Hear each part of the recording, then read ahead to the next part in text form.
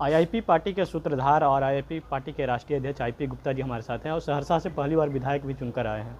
आज पार्टी के स्थापना दिवस है, कैसे आप? आपको पता है गांधी मैदान में हमने 13 अप्रैल को इतिहास रचा था और एक गुमनाम सी जाति तांती तत्व पान समाज जिंदा कौम बन खड़े हुए थे। और आने वाले इतिहास में ये तिथि को हर साल हम लोग याद करें, हमारा जनरेशन। और उसी दिन हमारी पार्टी का निर्माण भी हुआ था, 2 कारण। और इस दिवस को हम लोग पार्टी स्थापना दिवस और पान सम्मान दिवस मनाने का फैसला किया हर साल। और चूँकि बिहार एक नए राजनीति के साथ खड़ा है, लालू जी और नीतीश जी की एरा ख़त्म होता है, नौजवान नेताओं के हाथ में बिहार जाने वाला है। और ठीक और इसीलिए हम महागठबंधन के लोग इस स्थापना दिवस पे भारतीय जनता पार्टी के मुख्यमंत्री को एक चुनौती देने के लिए हम लोग खड़े हैं। पहली बार विधायक चुनकर आए, सदन में पूरी तरीके से एक विधायक होने के बावजूद भी जो सत्ता पक्ष के जो उनकी बोलती बंद कर देते थे, किस तरीके से इस बार भी जब आएगा जो सरकार, जो चर्चा चल रही है कि सरकार बनेगी नई सरकार, तो किस तरीके से आपका रूप है? देखिए, एक्चुअली संख्या मायने नहीं रखता। बिहार के मुद्दे बड़े हैं और बिहार के मुद्दे उठाना होता है।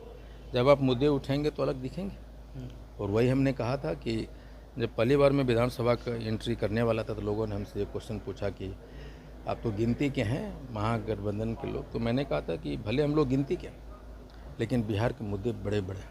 जाति तत्व के आरक्षण के लिए शुरू से आप संघर्ष किए, उन्हीं के संघर्ष के बदौलत आपको विधायक की जिम्मेदारी भी मिली। दोबारा वही हुंकार भरने जा रहा हूँ कि हमें हमारा आरक्षण वापस दो। अच्छा, क्या आखिरी सवाल लेंगे, अभी जो बिहार की मौजूदा परिस्थिति है जिसमें नीतीश कुमार जी तो अब राज्यसभा के लिए शपथ ले लिए हैं, तो किसको देख रहे हैं इस बार मुख्यमंत्री, और नीतीश कुमार जी की कमी कितनी खलेगी? हमने तो कहा कि भाजपा जिस तरह की शतरंज की चाल चल रहा है, और हमको लग रहा है कि किसी कमज़ोर आदमी को मुख्यमंत्री बनाना चाहता है ताकि कंट्रोल कर सके। इसलिए हम जदयू वाले को कहते हैं भाई आप ललन सिंह जी को मुख्यमंत्री बनाइए ताकि जदयू भी इंटैक्ट रहेगी। समाजवादियों की धरती है, वही राज किया है, समाजवादी के हाथों में फिर से जाएगा और निशांत जी को एक मेंटोर मिल जाएगा। इस चर्चा यह है कि सम्राट चौधरी को पर जो पिक्चर अब जो था वो खत्म हो गया है। नहीं तो बनाना चाहिए ना उनको।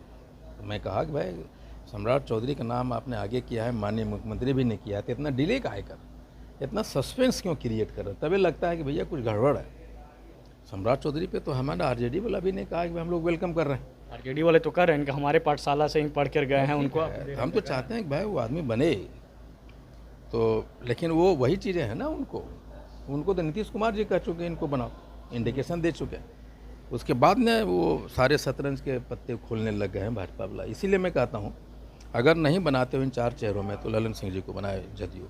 चलिए, इन जो चर्चा चल रही है कि 4 चेहरों पर, अगर उन 4 चेहरों पर आप मुख्यमंत्री नहीं बनाते हैं तो ललन सिंह को मुख्यमंत्री बनाएं, आईपी गुप्ता ने बड़ा बयान देते हुए कहा है। फिलहाल के लिए हमारे चैनल को सब्सक्राइब कर लें। धन्यवाद।